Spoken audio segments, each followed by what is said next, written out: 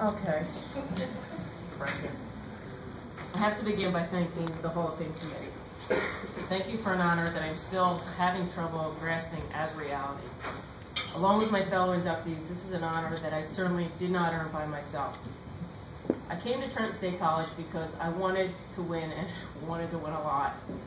I wanted to be a part of a tradition of excellence. I could not have imagined the path my life would take along the way.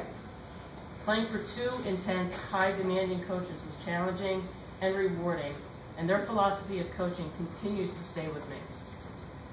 Dr. Walker was one of a kind. Her say it like it is attitude made her who she was. She certainly kept me on my toes. Even when I came for my interview as a high school senior, one of the first things she said was that she didn't want me for the softball team. She wanted me to play on the flag football team with the softball players because she knew that I kicked in high school and they needed a kicker for the team. Totally caught me off guard when she did that. Dr. Walker challenged me every day and every year. Coming in as an outfielder and then moving to a new position 3 more times, including third, first, and then second, it just allowed me the opportunity to really become more versatile throughout my 4 years.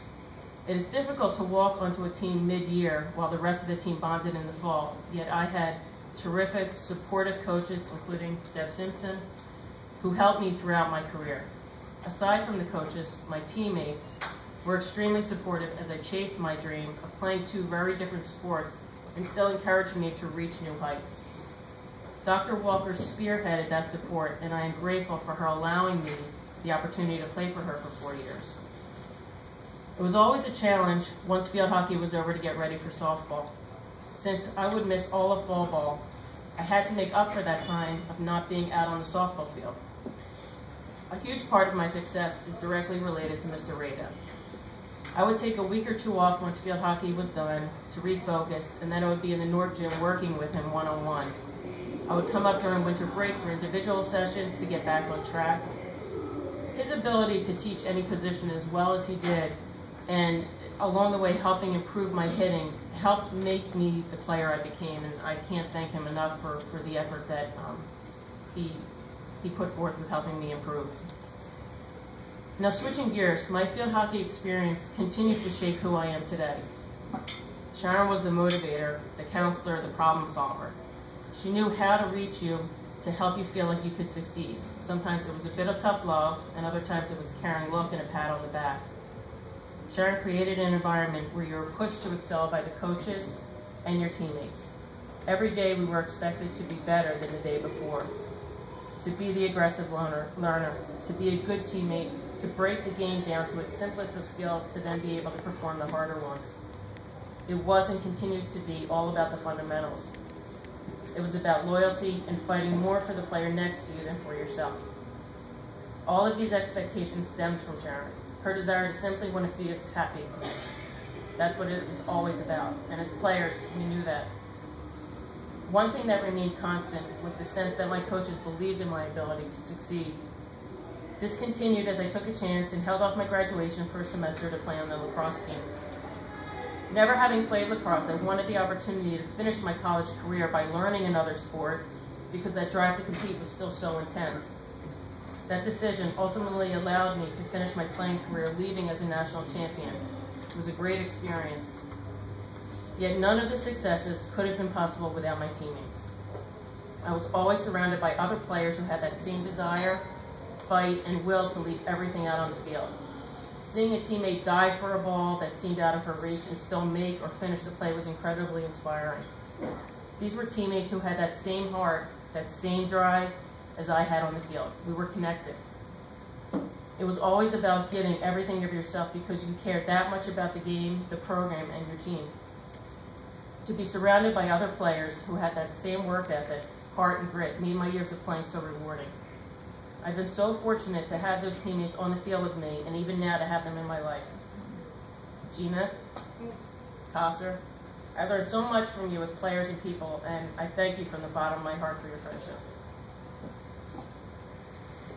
Through many highs and various lows throughout my career, the support, love, and certainly dedication of my family was always there. They knew I lived and breathed sport. Even now while coaching, I still look to the stands to see my parents watching the game. As a happy retired couple, who do their best to schedule their vacations around our game schedule, and then they ask me to text them while they're away to let them know the results of the game. My athletic career goes a lot further back than my hometown leagues. Building that confidence when I was really young, my dad would do his best to make sure he would pitch the ball just right so as to ensure that I would make contact with the ball. I always remember that connection of him, just making sure that it was right there for me to get that connection there. My mom even helped coach my first softball team. I would be as young as 8 or 9, and my 2 older brothers, Brad and Mike, would need another player for street hockey or football in the snow, so they would call me outside to play with them. The competitiveness started very early. I had to be able to compete with the big boys. I certainly wouldn't have turned into the athlete I became without my family.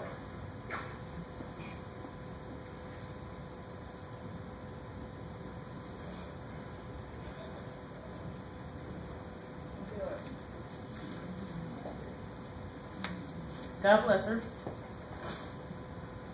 My 98-year-old grandmother still asks me how my game went and wishes me good luck when I talk to her, because she knows how important these programs are to me.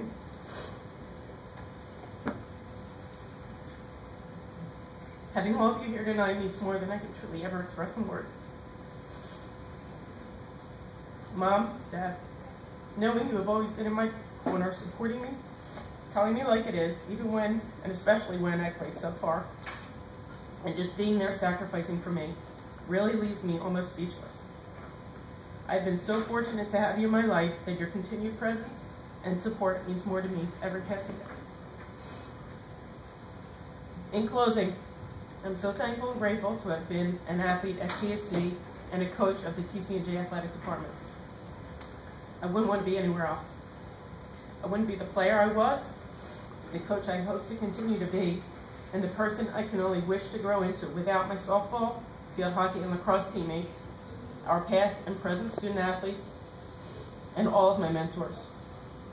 This wonderful honor leaves me humbled and blessed to know that I am only one of so many other well-deserving former Trenton players worthy of being in the Hall of Fame too. Congratulations to my fellow inductees, Howard, Carl, Marie, Steve and Fred, and the 1963 football and 1985 lacrosse teams. I have no doubt this evening will remain in our memories forever. Thank you again.